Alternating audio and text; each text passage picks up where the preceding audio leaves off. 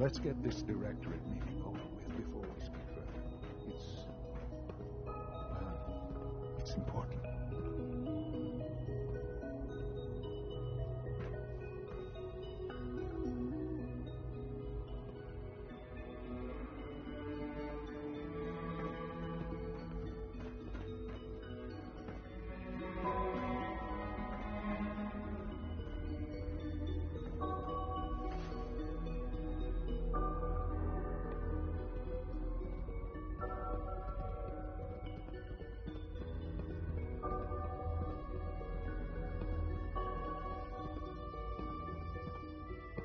Good, we're all here. I think it's time we begin. Sir, excuse me, but what exactly is she doing here? I will address that issue. But there are other subjects that require our attention first. The level of unrest in the Commonwealth continues to rise, as we're all aware. Your report.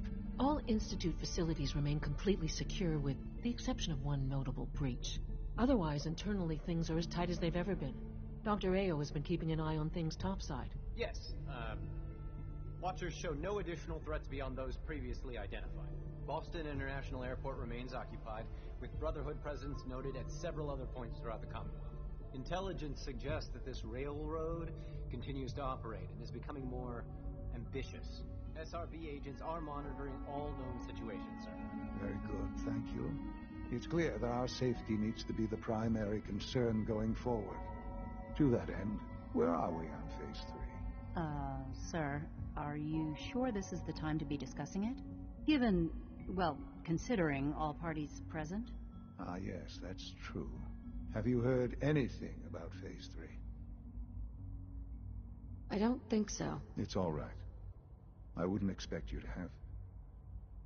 The project has been classified from the beginning.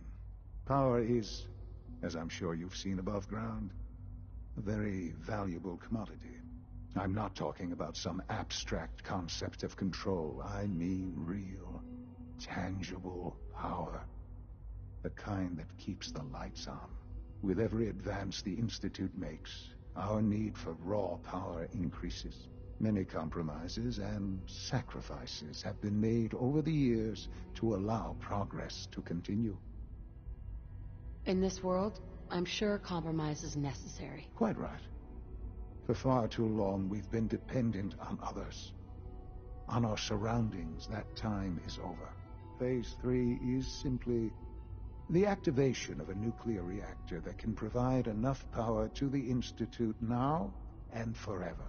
It will ensure not just our survival, but our prosperity. Sounds like an important step. That's an understatement. The reactor is close to ready, but recent tests have determined we have a few tasks ahead of us. Thus, we come to Phase 3, and to how you will help. Sir. Yes, Dr. Ayo. Previously, we would rely on Kellogg for above-ground operations, yet, well, he is gone. While I am not overly fond of putting my own mother in harm's way, she has proven more than capable of handling herself. Yes, but... This is not a matter for debate. Now, there is one more subject that requires discussion. I don't know that this is the time. Dr. Holdren, it is time.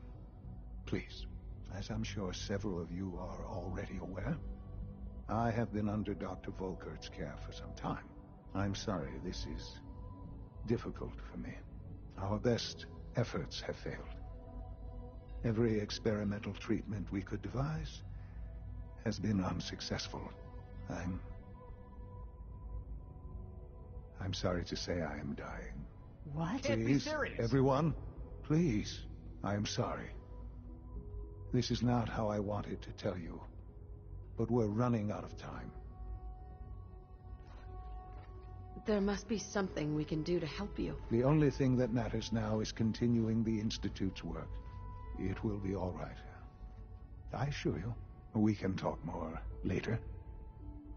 Right now, the future of the Institute is at stake.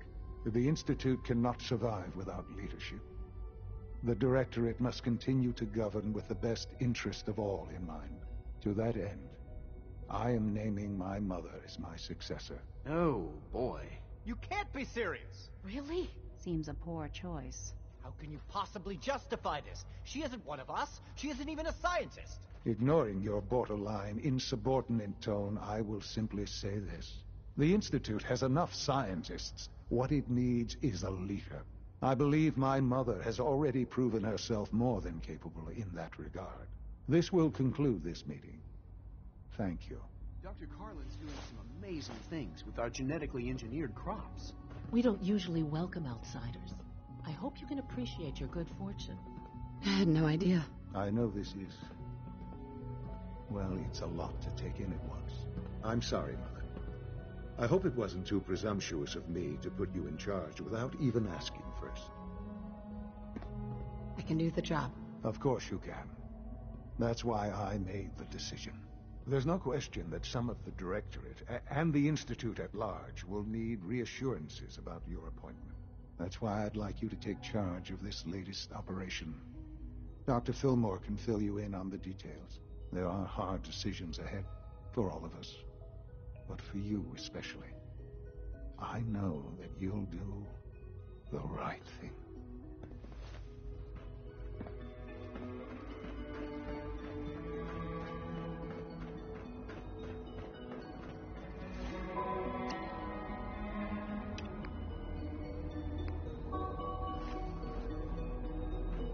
A clean and healthy work environment is essential to maximum productivity. Dr. Fillmore.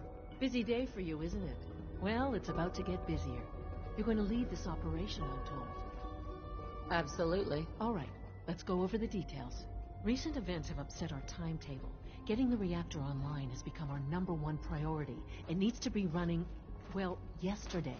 We're going to have to cut some corners. I'm not thrilled, but it means we'll need to rely on some pre-war tech. You're going to the mass fusion building to acquire a beryllium agitator for us.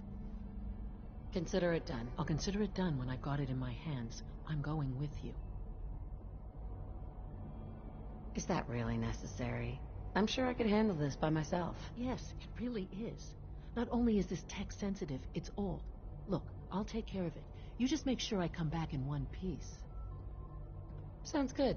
I'd appreciate the company. Not as much as I'd appreciate coming back in one piece. I don't like going above ground unless there's no other option. But here we are, with our options dwindling quickly. Not to put more pressure on you, but we have to move quickly on this. We don't want them getting the agitator before we do. Head on up to the relay, and I'll meet you there.